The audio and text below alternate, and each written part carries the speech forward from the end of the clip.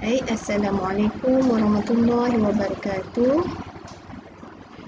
Jadi hari ini kita akan masuk bab kita yang kelima, iaitu bab air dan larutan.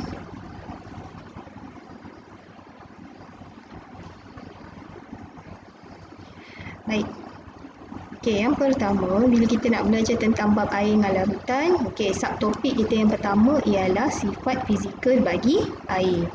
Sifat fizikal ni cikgu dah kata kalau benda itu benda yang boleh disentuh, dihidu, dipegang, dilihat, didengar. Maksudnya yang menggunakan deria dan tidak melibatkan sebarang tindak balas kimia. Air ini merupakan salah satu sumber asas untuk kemandirian hidupan. Kemandirian ni maksudnya hidupan tu sangat-sangat perlu kepada air untuk hidup. Kemudian sel-sel hidup ni memerlukan air untuk melakukan proses-proses hidup. So apa proses-proses hidup? Kita tengok yang pertama. Yang pertama adalah fotosintesis. Fotosintesis ni adalah proses tumbuhan membuat makanannya sendiri. Dia gunakan apa? Dia gunakan karbon dioksida dan juga air dengan kehadiran cahaya matahari dan juga klorofil bagi menghasilkan glukosa dan juga oksigen. Yang kedua adalah untuk kesegahan sel. Yang ketiga adalah untuk proses pencernaan. Ini adalah contoh ya. Kemudian perkumuhan dan juga pengangkutan nutrien. Sifat fizik bagi air. Yang pertama kita tengok yang pertama di sini. Sifat fizik dia adalah takat didih bagi air adalah 100 darjah Celsius. Yang kedua, air ni wujud dalam keadaan dia tanpa bau, dia tak ada bau, dia tak ada rasa dan juga tak ada warna. Kemudian ketumpatan, ini kita dah belajar ada aspek ketumpatan di sebenarnya. Ketumpatan dia pada 4 darjah Celsius adalah sebanyak 1.0 gram per centimeter cube. Sebab formula bagi ketumpatan adalah jisim bahagi dengan isi padu. Itu sebab kita dapat demi unit gram per centimeter cube. Kemudian kita tengok ketegangan permukaan. Ini kita akan tengok apa maksud ketegangan permukaan. Pada 10 darjah Celsius ketegangan permukaan dia adalah 0.074. Kemudian keadaan fizikal air berubah apabila haba diserap atau dibebaskan. Kemudian kita ada tindakan kapilari, kita akan tengok nanti apa dia. Dan juga takat beku bagi air adalah 0 darjah Celsius. Tadi takat didih dia 100, takat beku dia adalah 0. Ini adalah pengetahuan am yang biasa kamu dah tahulah. Kita tengok soalan di sini. Tandakan bagi contoh MI bahawa air mempunyai ketegangan permukaan. Yang macam mana antara situasi yang ada di sini, yang mana satu yang menunjukkan bahawa air tu ada ketegangan permukaan. So kita tengok nanti apa ketegangan permukaan. Yang pertama adalah klip kertas timbul di permukaan air. Yang kedua adalah uap air tersejat daripada permukaan air. Yang ketiga adalah ketulan air terapung di permukaan air. Yang keempat adalah pepijat air bergerak di atas permukaan air. Cuba kamu fikir, yang mana satu yang menunjukkan air tu dia ada ketegangan. Maksudnya ketegangan ni maksudnya bila kamu masukkan satu objek, objek itu akan timbul di atas permukaan air, dia tak akan tenggelam. So kita tengok di situ. Ulasan dia. Sebab jawapan dia adalah A dengan D. So kalau A tadi, A tadi adalah klip kertas, bila kamu letak dia akan timbul di atas permukaan air. Yang kedua adalah D, iaitu pepijat air bergerak di atas permukaan air. Kalau nak tahu yang gambar pepijat tu yang tadi itulah. Yang di sini. Ini adalah pepijat. Bergerak di atas permukaan air. Cuba kamu tengok, dia tak ada tenggelam pun dekat, tapi dia boleh bergerak di atas air. So ulasan dia macam mana pepijat tadi tu boleh bergerak di atas permukaan air? Sebabnya dekat atas permukaan air tu dia ada daya lekatan di antara molekul-molekul air. Apa atom ataupun unsur yang membentuk air tadi? Yang membentuk air tadi adalah hidrogen dan juga oksigen. Kita ada hidrogen dan oksigen sebab formula kimia bagi air adalah H2O. So dia ada dekatan di antara molekul hidrogen dan juga oksigen tadi, okey, yang membentuk satu membran. Membran ni macam lapisan yang nipis, sangat nipis, okey, di atas permukaan air yang dapat menyokong objek kecil seperti serangga, okey, ataupun klip kertas. So maksudnya serangga-serangga yang kecil tu memang boleh bergerak sebenarnya di atas permukaan air. Okay. So benda asing, okay, boleh mengubah sifat fizikal air. Misalnya garam. So kita tahu ada setengah situasi, okay, dia akan menggunakan garam untuk mengurangkan takat beku bagi ais tersebut. Okay, kita tengok di sini. Okay, garam tu menjadikan air tu berasa masin. Okay, ini kamu pun tahulah. Okay. Yang kedua, menurunkan takat lebu bagi air. Sebab tadi kita tengok tadi takat lebu bagi air adalah 0 darjah Celsius. Okay. So, garam ni mampu untuk menurunkan lagi takat lebu bagi air tersebut. Dan juga meningkatkan takat didih air. Takat didih air tadi berapa? 100 darjah Celsius. So, kalau kita tambah garam, maknanya kita tambah benda asing. So, takat didih dia akan jadi lebih daripada 100. Kemudian kita akan menambahkan ketumpatan air. Dia boleh menambahkan ketumpatan air. Okay. Ingat lagi tak eksperimen telur yang kita masukkan dekat dalam air garam atau air gula yang pekat. Okay, telur itu akan terapung di atas permukaan air, dia tak akan tenggelam. Sebab ketumpatan. Okay, ketumpatan air garam atau air gula tu lebih daripada ketumpatan telur yang kita masukkan. Okey, cuba tengok soalan di sini. Okey, seorang penjual ikan menaburkan garam pada ketulan ais yang digunakannya untuk menyejukkan ikan-ikan yang dijualnya. Menaburkan garam pada ketulan ais. Okey, so garam tu, benda asing tu boleh menurunkan takat lebur ais tu kurang daripada 0 darjah Celsius. So bila macam tu dia akan menyebabkan, okey, bila dikurang daripada 0 darjah Celsius, ais itu akan melebur lebih perlahan. Ais akan melebur juga, tapi dia punya tempoh masa yang diambil adalah lebih lama. Jadi suhu yang rendah, okay, dapat mengekalkan kesegaran makanan laut. Itu sebab kalau kita tengok ais yang ada di pasar raya, tempat-tempat jual ikan tu susah untuk cair. Tak sama macam ais yang kita gunakan dalam minuman. Kalau ais yang kita guna dalam minuman tu cepat je cair je. Yang dekat ikan tu kenapa lambat cair? Sebab kita letakkan dengan garam. Supaya ais tu memang lambat cair. Supaya kita dapat kekalkan kesegaran makanan laut tu. Sebab kalau makanan laut ni biasanya senang mikroorganisma untuk membiak. Jadi kalau dia punya suhu tu rendah, maknanya mikroorganisma tu dia tak akan aktif. Walaupun kita tak masukkan dia dalam peti ais, okey, mikroorganisma tu dia tak akan aktif sebab dia ada ais tu. Okey. Okey, tadi kita dah tengok tadi tentang sifat fizik bagi air. Okey, ini kita pergi kepada komposisi bagi air. Okey. Cikgu dah katakan bahawa dalam satu molekul air kita ada dua atom yang berbeza. Okay, atom yang pertama adalah hidrogen dan yang kedua adalah oksigen. Dua jenis atom yang berbeza lah. Okay, hidrogen dan oksigen. Dan formula dia adalah H2O. Okay, sebab kita ada dua atom H dan satu atom oksigen. Okay, so kita tengoklah komposisi bagi air di sini. Okay, zarah-zarah air kita panggil sebagai molekul. Sebab apa molekul? Sebab dia ada lebih daripada satu atom. Okay, kita panggil molekul lah. Okay, satu molekul air mengandungi dua atom hidrogen dan satu atom oksigen. Jadi air ialah sebatian dan boleh diuraikan dengan kaedah kimia. Ini sebenarnya tahun lepas, okay, kita ada buat eksperimen untuk menguraikan air sebenarnya. Bila kita buat melalui satu proses yang kita namakan sebagai elektrolisis, yang akan menguji kehadiran gas hidrogen hari itu. Okay, elektrolisis ni maksudnya elektro ni adalah elektrik.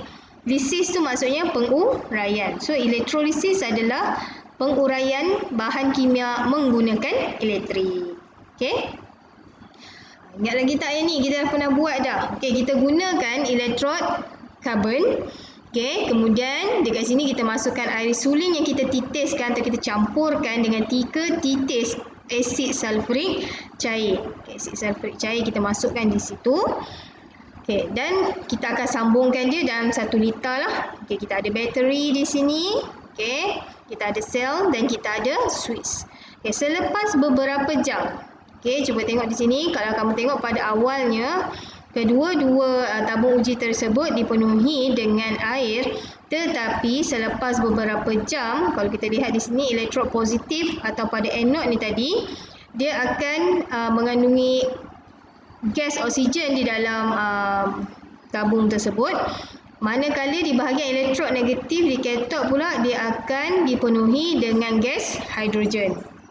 Okey, cuba kamu tengok di situ nisbah di antara oksigen dan juga hidrogen. Okey, boleh dikatakan hidrogen adalah 2 kali ganda daripada oksigen. Itu sebabnya dia punya formula dia adalah H2O. Okey.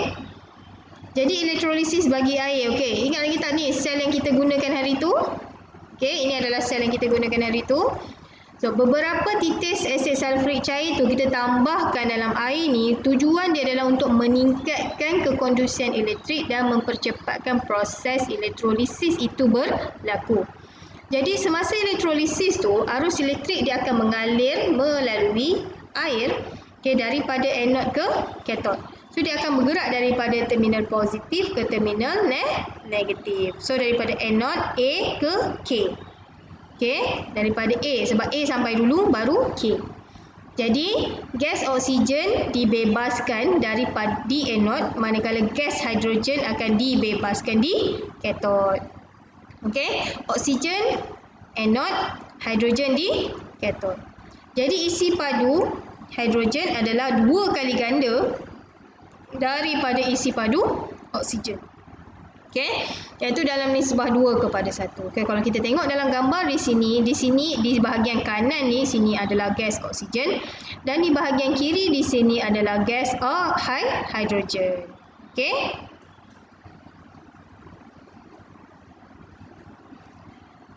Okey, air. Okey, kita akan dapat hidrogen 2 bahagian, oksigen. Okey, bila kita uraikan air tadilah. Okey, oksigen kita akan dapat 1 bahagian. Okey, disebabkan kedua-duanya adalah hasil kita adalah dalam bentuk gas.